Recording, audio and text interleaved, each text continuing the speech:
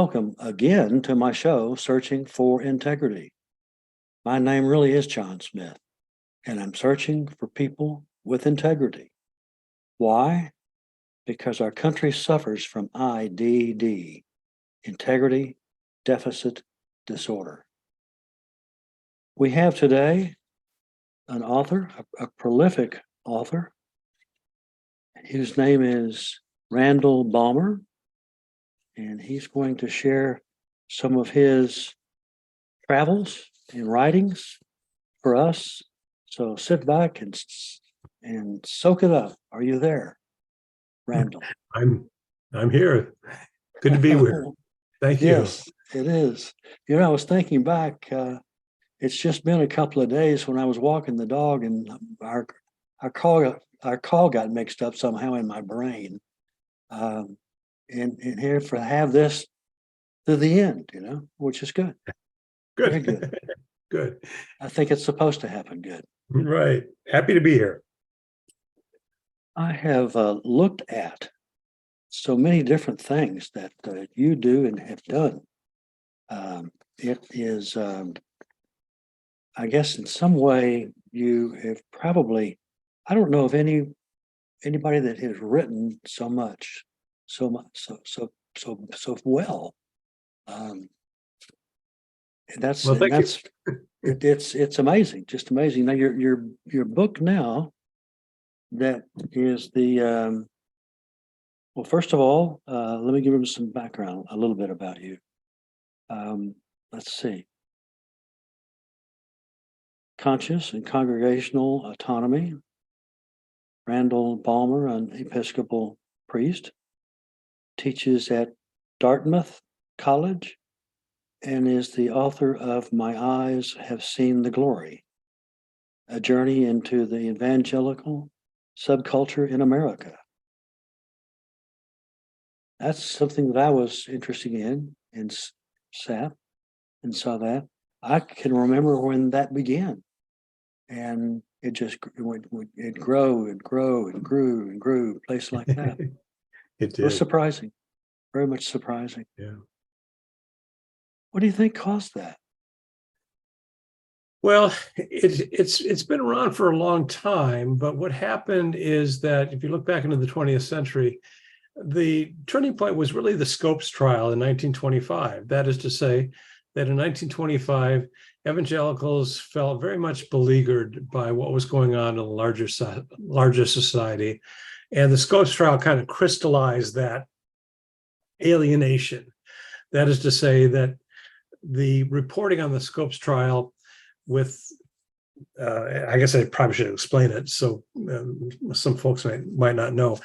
John T. Scopes, who was really a physical education teacher in Dayton, Tennessee, who substituted from time to time in the science classroom, was put on trial for violating the state's Butler Act, which forbade the teaching of evolution in public schools. And the trial turned out to be a circus in Dayton, Tennessee, but it pitted two of the major attorneys of the era against one another, Clarence Darrow, who defended John Scopes, and William Jennings Bryan, who had been a three-time Democratic nominee for president, Right. was assisting the prosecution of John Scopes. And the outcome of the trial was really less important than the media circus surrounding it. And what happened is that evangelicals were really ridiculed in the forum of public opinion. And so they began to withdraw. They began to really disappear almost from American public life after 1925. Well, what happens in 1975 is that Jimmy Carter, one of their own, born again, evangelical, progressive politician, starts to run for president of the United States, and he's elected in 1976. And all of a sudden, evangelicalism is once again part of the larger conversation. So I refer to this as a subculture because I grew up within this world. This is my childhood, growing up within this very hermetically sealed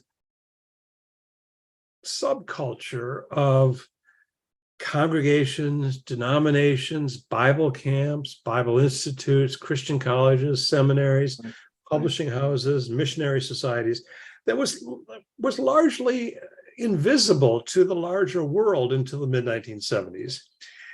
And this vast and interlocking network of these institutions are what I call the subculture, the evangelical subculture. So the book that you're referring to, Mine Eyes Have Seen the Glory, A Journey into the Evangelical Subculture, was written as a way to try to explain that to the larger public. Well, I didn't write it. I probably watched that movie two or three different times about about what's right, what's wrong, this and that. It was superior.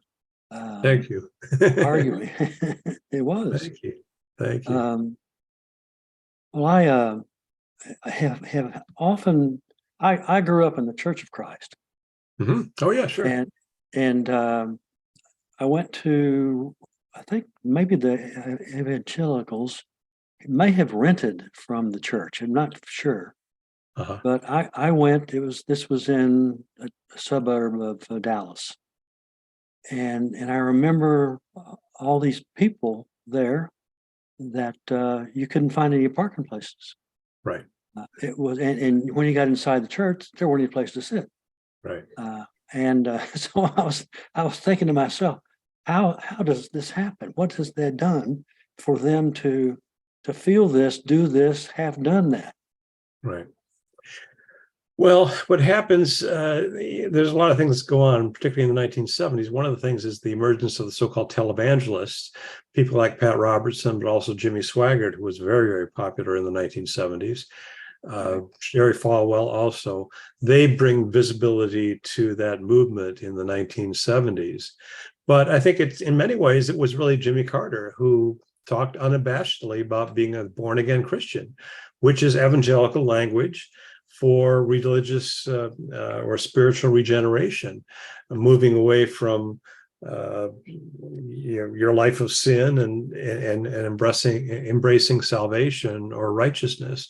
And that became part of the conversation. The other person who was involved in that as well was Chuck Colson, who was, of course, one of the Watergate felons who found Jesus and wrote a book called Born Again, which was published in 1976, the same year that Jimmy Carter was running for president. And that tended to fuel the media attention that was directed toward evangelicals. Well, it's not only a lot of people, it's a lot of convinced people. There's nothing that they don't argue about what their religion, they don't argue about that. They know what it is. Right. Yeah, and I think that's you raise a good point, John, because they had a real confidence about what they believed, and at the same time in American religious history, the mainline Protestants, the ecumenical Protestants, were kind of, well, on one hand this, on the other hand that sort of thing. And I think one of the appeals of evangelicalism, particularly in the 1970s, was it had a fairly firm understanding of what they believed and what was important to them. And I think that's one of the reasons that many Americans gravitated toward it. And probably will continue, I would guess. Well, I think it is. Yeah, I think it's changing somewhat because there's a real reaction that's set into the sort of crass politicization of that movement.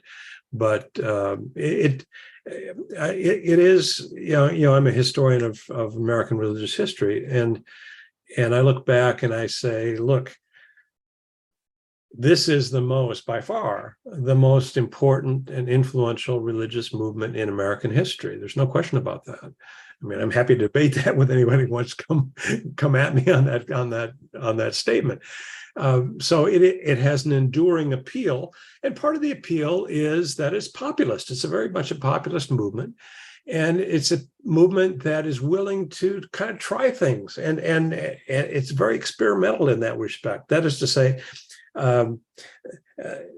well, let's try something new. Let's see if people respond to this. And if they don't, they discard it and then they try something new, something different. And that's been one, I think that's one of the keys to understanding the success of this movement.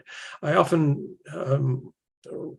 state that evangelicals know how to speak the idiom of the culture. And they do that, I think, better than anyone else. So, for example, the most recent example would be the suburban megachurches.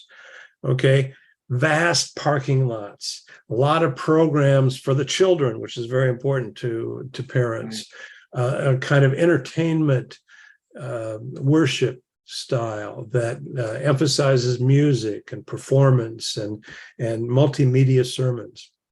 So they know how to speak the idiom of the culture. In an earlier generation, it was people like Billy Sunday and Billy Graham who were appealing to the urban population with these mass stadium rallies and that sort of thing. In the 19th century, it would have been the circuit riders, the Methodist preachers who rode on horseback from community to community. Knowing how to speak the idiom of the culture is very, very important for the success of evangelicalism. Well, it certainly is intriguing, I guess I will say. It is, I was going to ask you about New Hampshire. How you like New Hampshire? I used to bug my best friend. He moved from California to New Hampshire, so I couldn't stop telling him that. And finally I said, it's the world of Ma and Pa Kettle. Well, it sort of is, I suppose. Yeah. I've been here teaching at Dartmouth since 2012, and before that, I taught for 27 years at Columbia University in New York City. So there's quite a contrast between the two. I bet. Wow, you must feel like you're a different person from there and now here. It is, yeah, and there's nothing. I'm not saying anything critical about New York City or Columbia University, where I taught for so long. It was a wonderful place to be, and I just decided I wanted a change of scenery, quite literally. I sometimes tell people that I came up here because I like trees, and there are a lot of trees around here. Not so many in New York. What about that big park New York's got? Huh? Oh, that's a nice place. I used to go jogging there and riding my bike, and it's a good place. Central Park's a wonderful place, and New York is a wonderful place. And particularly at that time, we had young children, and it was tough to live there in many ways. Sure, and rightly so, to recognize that. Are you preparing for another edition in certain books, or maybe another one of this book? I'm not sure that I have direct plans to do another edition of Mine Eyes Have Seen the Glory, but it's now in its 5th edition, and it's done very well over the years. I'm actually working now on a couple of projects. One of them is a biography of an evangelical, actually, Mark Hatfield, who was U.S. Senator from Oregon for 30 years. A remarkable man. I got to know a little bit toward the end of his career in the Senate, and really wonderful man. Probably the last liberal Republican in America was Mark Hatfield, and he left the Senate in early 1997, and sadly he's deceased. He died in 2011, but he was a remarkable man, a person. You talk about integrity. Mark Hatfield had integrity. He was a man who was really quite extraordinary in many ways. I'll give you one example, if you'll give me a moment to say this. Sure. No, please do. Some of you remember, I'm sure you remember, but others as well. In 1994, Newt Gingrich, who was at that time minority leader for the Republicans in the House of Representatives, went into the 1994 midterm elections promising this contract with the American people that included a balanced budget amendment to the United States Constitution. And so this was all the buzz. Congress was going to pass this amendment and send it to the states for ratification. So the new House majority, the Republican majority, passed this amendment, overwhelmingly. It went to the Senate, and it needs 2/3 plurality in order to pass and be sent to the states for ratification. And it was one vote short for the Republicans, and that vote was Mark Hatfield. And he stood by his convictions as a matter of conscience, and he argued. He says, if Congress wants to pass a balanced budget, there's no reason they can't do that. A constitutional amendment would be a terrible idea, he said, and he got a lot of pressure. This again would be early 1995 when it came before the Senate. He got a lot of pressure, and I've actually talked to one of the aides for Robert Dole, Bob Dole, who was the Senate Majority Leader at that time. And Dole was trying desperately to get that last vote, get the Hatfield vote, in order to pass the amendment. And Robert Dole went to Billy Graham, he went to Norman Vincent Peale, trying to put pressure on Mark Hatfield to give that vote. And Mark Hatfield said no. And Hatfield finally went to Bob Dole, and he said, I will resign my seat so that you can have that vote. And Bob Dole, to his credit, said no. But you talk about integrity, you talk about conscience. Right. That's a beautiful example of Mark Hatfield exercising his conscience in the face of a lot of pressure from political folks. I remember him very well, because he was always separating himself from the others. He was, and that's probably, here's a guy that's an angel working among thieves, in a sense. I didn't say that. I'm not disagreeing. No, he was. He was well, and an earlier example was when he was governor of Oregon, just before he was elected to the Senate. There was a meeting of the governors, all 50 governors, and they passed a resolution supporting Lyndon Johnson and his prosecution of the war in Vietnam. This would be in don't hold me to this, but probably 1965. I think it was 1965. But anyway, back when the Vietnam War was really just being escalated, and Hatfield was very much opposed to war, and certainly opposed to the war in Vietnam. And he was the one governor who held out and voted against that resolution. And Lyndon Johnson was furious with him. This upstart young governor from Oregon saying that he was not going to support Lyndon Johnson's prosecution of the war in Vietnam. So that's an indication of the kind of person he was. He was really quite extraordinary. Well, LBJ deserved that kind of treatment, I think. He was quite I love. I've actually written about LBJ in another book called "What God in the White House: How Religion Shaped Presidential Politics." I'm sorry, I don't remember it's over here. I can't quite read it. But Bill Moyers, who was Johnson's assistant for many, many years, said about Lyndon Johnson, he was 13 of the most fascinating people he'd ever met. Fascinating individual. I wonder if you look back and you see Hatfield, and now you see Oregon, and you see Portland, and you see I don't know that it's even close to where it was when he was still living. I don't think it would still be like it is now. No, it's true. Actually, I was just there about 3 weeks ago doing research on this biography of Mark Hatfield, and it's kind of sad. I was there earlier back in February, and I have to say that this last visit in June was it looked a little bit better, and that could be part of it could be the weather, but it seemed a little bit better than it was back in February. But Portland has been not had not had a happy situation for the last few months, that's for sure. Yeah, and a lot more press is getting onto it finally, but Yeah, it's just horrific, yeah, it and we is. don't have a solution for those people. No, I think it's very tough. The homeless issue is a real difficult one. California, of course, is facing the same thing. So it's not unique, and actually all the major cities in the United States are facing the problem. So That's it's right. not an easy situation.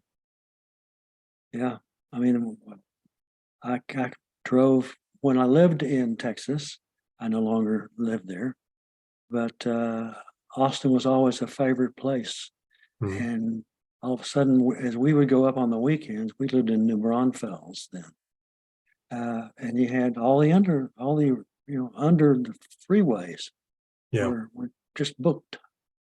yeah, Uh, anyway, and I thought, what can I do? And I realized I can't do anything. How do you beat drugs? it's tough. Yeah, Yeah, it's really a scourge. There's no question about that. It's really a terrible scourge on the whole nation, unfortunately. Yeah. right, right. Well, maybe that's something you ought to do. I need something else to do. Yeah. No, I appreciate that sentiment. You're very kind to express that confidence in me. No, I think one of the things I've realized, I'm toward the end of my career, but and I'm concerned about a lot of things. I'm concerned about homelessness. I'm concerned about poverty. Certainly war. My wife and I recently drove through eastern Colorado, seeing all those horrific feedlots that stretch for mile upon mile. These animals held in just dreadful conditions, and that's it. I'm concerned about that. So what do I do about it? Do I go out and picket? Well, that's not my No. calling. So I'm a writer. And so I write a lot of op-eds, commentaries in various newspapers. I publish a few books, as you've noted. Thank you for noticing that. And that's my calling. So I think that's where I'm probably most effective. Well, I would translate the short-term books and over the years, the number of books you've produced. It's remarkable, and Thank you. you're a lucky guy. I said that. I am. I love what I do. Yeah, yeah, yeah. I can see that. I Yeah. really do. Well, let me look here. Let me see what else I have to ask you. There was way too much for the afterward for me. I got it, and I got about 6 pages on it, and my alarm went off to go flip on the computer. It is you have such I guess you have so many things that you're with, that you want, that you're leaning on to do others to point in the other direction, those kinds of things. You have a great um, kind of place where others will follow you. That's why your books are so successful. Yeah. Well, thank you. I hope that's right. And it's probably worth saying a little bit. We started talking about "Mine Eyes Have Seen the Glory," which is really quite it's been a very successful book. And the origins of that book actually came amid the televangelist scandals in the late 1970s. I'm sorry, late 1980s. Mm-hmm. And I'm sure you'll remember with Jim Baker and Tammy Faye Baker and Jimmy Sure. Swaggart and Oral Yeah. Roberts and all. It was kind of amusing in many ways. But having grown up in that world, I got very tired of the assumption on the part of the media that all evangelicals were duped or gullible or were the moral equivalent of Jim Baker and Jimmy Swaggart. And so I decided to write a book. It's kind of a travel log that try to show the internal diversity of this movement, and Mhm. also to demonstrate that there are a lot of good people who call themselves evangelicals. They're not all people like Jim Baker, and Right. that was the catalyst for the book. That's why I wrote it in the first place, and it's been a remarkably durable book, to be honest. As you said, 5 editions now, maybe a 6th coming up. We'll see, depending on what my editor says. But I think it provided a nice window into this entire subculture, and that's what I was trying to do. Right. Right. Well, I'm really happy that you are here and talking to us about your book. Tell my listeners where they go get your book, or how many books that you'd like to have them have. They can have them all if they want. I think there's about 18 now. Oh, really? I guess Fantastic. I think probably one of the best known is the one we've been talking about. That is My Knives Assumed Glory, A Journey into the Evangelical Subculture in America. My most recent book, actually, is a book on sports in North America called Passion Plays: How Religion Shaped Sports in North America. And the book before that is actually a very small book. It's a slim volume, which is what I wanted to produce, called Bad Faith: Race and the Rise of the Religious Right. And that book, book's been fairly successful as well. It tells the story about how the religious right got going.